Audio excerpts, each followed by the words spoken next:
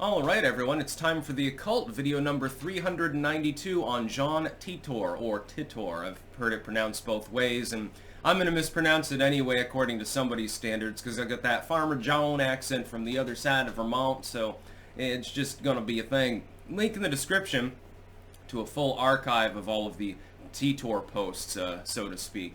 It's fairly lengthy. There were a lot of posts back in the day. John Titor is, in my opinion, a LARP.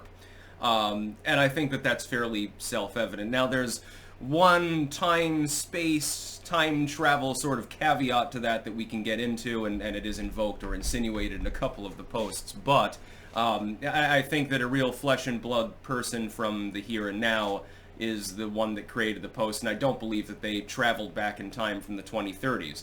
Partially because most of the predictions there didn't actually come true. Supposedly, the United States around 2015 should have undergone effectively, well, starting technically around the mid-2000s, should have started undergoing a civil war, leading to the fracturing of the nation, and then due to diplomatic disagreements of one vacuous sort or another involving the Middle East and the East Bloc, there should have been a nuclear war by now, and a significant reduction in the world's population, and people are trying to scrape things together, and the idea is that Titor built a time-traveling machine and was sent back specifically to retrieve a specific kind of old IBM computer in order to reverse engineer some of the computer systems that were left behind after the nuclear war, because they couldn't get them to work, and so they needed this specific model in order to effectively jumpstart society again. That there was a Second Continental Congress that was attempted, but then they sort of gave up because they're like, well, it's the people are just too stupid. A new constitution's not going to be meaningful anyway, and that people live in a sort of violent and radioactive hellhole. Again, the problem is that these predictions did not actually come true. Now, there are several people who have come forward claiming to have been the poster. And there are others who have been rumored to potentially be the poster, and that there might be some sort of entertainment purpose to it, basically an early wave creepypasta, or that it was written as sort of almost like sci-fi literature when you think about it, or cautionary literature. Titor repeatedly alludes to the importance of personal liberty and guns and the Constitution, things of that nature, and weighs in largely on political things and geopolitical things.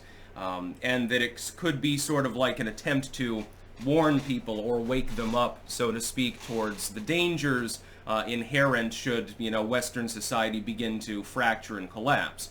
But indeed, while 2008 was a tumultuous year, and while it definitely did, this part of the prediction in a roundabout Nostradamus-esque way came true, you do have the change in society whereby people would wake up to the fact that they didn't live in the same world they thought they lived in and stuff. That's one of his posts. That came true, technically. But keep in mind the nature of this kind of prediction, especially if you make a lot of them.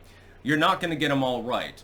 By simple coincidence, some of them will come right, and then it requires some interpretation. Nostradamus did this. Q posting does this, etc., etc., etc. That's why I was always Q-averse and thought that when people were seriously entertaining the concept that some deep implanted agent or agents within the government were saying, don't worry, it'll all be okay, trust the plan, I was never comfortable with that. I always thought that liberals concocted that to try to get people not to go, like, organize, harvest ballots, and things of that nature. Indeed, I think that I was right about that, and more people give me credit and credence for that. So John Titor, in my opinion, is just somebody who is having a bit of fun for one purpose or another. Again, it's not 100% clear. You've had multiple people come forward saying it was me, and multiple purposes by which they said they concocted these posts. And also, some of the posts that are on there, they don't have their original stamps or anything like that, so in some cases some of it might be vaguely spurious. Now, the one aside, the one interesting thing, think about it this way. Let's say somebody in the future did develop time travel, right? And they come back from the future in order to grab an old IBM computer, supposedly. Would that not, through the butterfly effect, change the timeline that they had gotten into? And therefore, you could say, okay, well, the fact that the predictions weren't right is because of the butterfly effect. There is a way out. the door is left cracked open slightly for an explanation as to why that would actually occur, even if they were telling the truth. The other thing is, let's say that you go back in time. When you go back forward in time, are you going to the same timeline that you actually left, or are you creating a recurring loop that goes forever? And then I got to thinking earlier. I had like a revelational moment. This has nothing to do with Titor, but it's just something interesting to consider. Let's say the butterfly effect is real, and it is. Everything that you do influences the things immediately around you. And that influence undulates out through all of existence, effectively. You know, when I change the spin of one atom in this room, that's going to have an impact, you know, it might take years to do so, on maybe a butterfly that's flying down the road next year. All things are interconnected. And then I got to thinking to myself, doesn't that mean we're in some sort of singularity? Because over the span of an infinite length of time, it takes a long time for that influence to have any meaningful impact beyond your immediate surroundings, but it does have it. It foreshortens. Wouldn't that mean that everything is sort of a singularity, in other words? That because everything is so interconnected in that manner, that everything sort of creates one sort of total. And then I was thinking, oh, okay, well, that's sort of a Hinduistic explanation of the universe. Or we could just be in the Matrix and this is all bullshit. Maybe John Titor was invented by the script writers to whatever video game we're hatched into as a form of folly, a form of hilarious joke. To be clear, I do not believe time travel is possible. I do believe in quantum theory. I do believe in multiverse theory, potentially. I think it's plausible. And Matrix theory, maybe. I believe in these things.